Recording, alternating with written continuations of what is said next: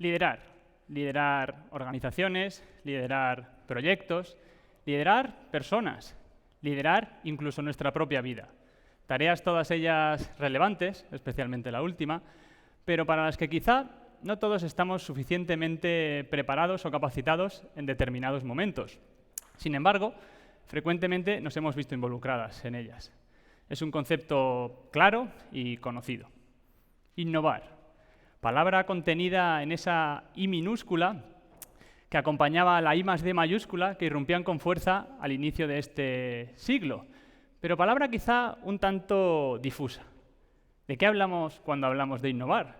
¿Hablamos de procesos? ¿Hablamos de metodologías? ¿Hablamos de nuevas tecnologías? ¿De tendencias? ¿De todo ello a la vez? ¿O quizá de algo radicalmente diferente? Y es que cuando una palabra abarca mucho, corre el riesgo de significar muy poco. Permitidme hacer un acercamiento a estos dos conceptos desde un sector que conozco de primera mano, el sector de las infraestructuras. Un sector que arrastra bastante inercia tradicional, pero que se ha enfrentado y superado con razonable éxito algunos retos de forma innovadora. Cuando yo empezaba en esto de la gestión de proyectos, el rol de líder de proyecto no me corresponde a mí, afortunadamente, pero ello no me impedía estar cargado de bastantes ideas innovadoras, en algún sentido, sin ningún sentido también, y en cierto modo creativas, o con cierta creatividad. Hoy en día diría ingenuidad.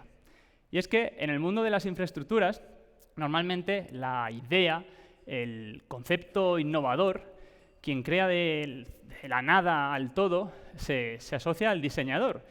Pero con poca frecuencia se asocia ese concepto de innovación al constructor, que es quien tiene que aterrizar esa idea y materializarla.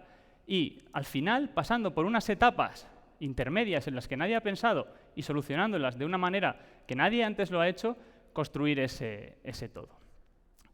Volviendo a mi primer proyecto y volviendo a esas ideas que solía tener, en aquel entonces, cuando yo iba a compartirlas con quien ejercía de director de proyecto, un hombre curtido en 1000 batallas y terraplanista, posiblemente, siempre me decía lo mismo. Otra vez, ¿cómo se pone un ladrillo, Antonio? Y antes de que yo pudiera articular respuesta, él ya tenía la suya preparada. Uno encima de otro, desde los romanos hasta nuestros tiempos. Y oye, visto así, razón no le faltaba.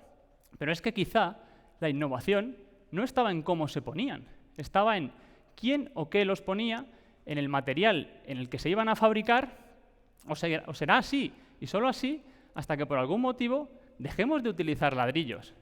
Y ese motivo puede ser pues, la construcción industrializada, la impresión 3D, o puede tener nombres y formas que todavía no conocemos.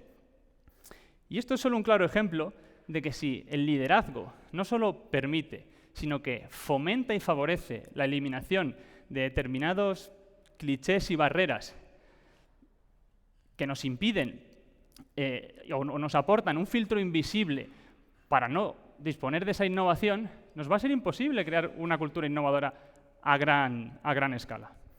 Posiblemente a ninguno se nos escapa de los que estamos aquí que hoy en día, en el entorno actual, la creación de valor y la toma de decisiones no siempre va a estar centralizada y que nosotros, como líderes, no siempre vamos a tener las ideas ganadoras ni la visión necesaria. Por tanto, debemos crear un entorno en el que las ideas afloren, vengan de donde vengan. Y para ello debemos inspirar y ayudar a las personas de nuestro alrededor a trabajar, y nunca mejor dicho, sobre 4 pilares básicos. Desarrollar, experimentar, aceptar y cambiar. Desarrollar capacidades autónomas para explorar ideas. Y es que debemos transmitir a nuestros equipos que su contribución es esencial y podemos y debemos permitirles el aprendizaje, pero no solo en un marco cerrado y estipulado, sino intentar alinear sus inquietudes con capacidades buenas para nuestros negocios, como pueden ser las herramientas de ideación, llámense brainstorming, business model canvas o incluso la asistencia a eventos que nada tengan que ver con nuestro entorno. En definitiva, todo aquello que les ayude a pensar de una forma diferente y disruptiva. Pero, más importante si cabe, es permitir tiempo para que ese aprendizaje sea puesto en práctica, para que las ideas afloren, porque si no, de nada servirá ese aprendizaje si no les permitimos el tiempo necesario para ponerlo en práctica. Y eso me lleva al segundo punto, experimentar. Generar ideas, compartir ideas está muy bien, pero hay que pensar en planes de acción para llevarlas a cabo. ¿Cómo se implementan en nuestro marco concreto? Y al final nos daremos cuenta que muchas fracasan, pero también que muchas tienen éxito. Con las que fracasan, no crucifiquemos a quien lleva a cabo el experimento, porque eso nos lleva al punto 3, aceptar el fallo. Necesitamos líderes que no tengan miedo a fracasar, que no tengan miedo a cometer errores ni a que otros los cometan. Y sobre todo, y principal, que sepan aprender de esos errores. Y al final también es bueno aceptar esos errores, pero también celebrar lo que funcione, porque eso nos permitirá al final crear una cultura en la que podemos fallar sin miedo y podemos celebrar lo que funciona. Por último, cambiar. Cambiar la cultura de control por una cultura de compromiso. Con la cultura de control solo controlamos lo que ya conocemos y ello nos lleva a aplicar fórmulas de manual para poder medirlas fácilmente. Sin embargo, con una cultura de compromiso nos va a permitir enfrentarnos a los obstáculos sin miedo a una métrica, sin miedo a ser evaluados. Y eso va a permitir soluciones que antes no estaban pensadas. Al final, con ello, con ese compromiso, generaremos un vínculo más fuerte en el equipo.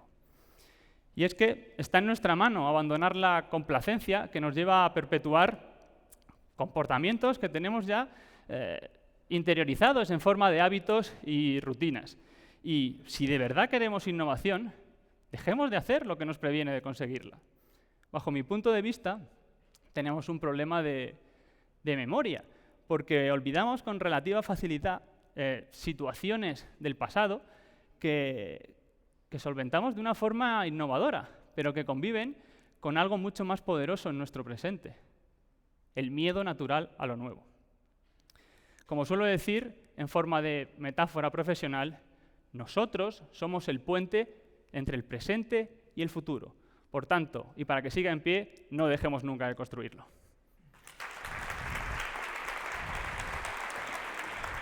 Gracias.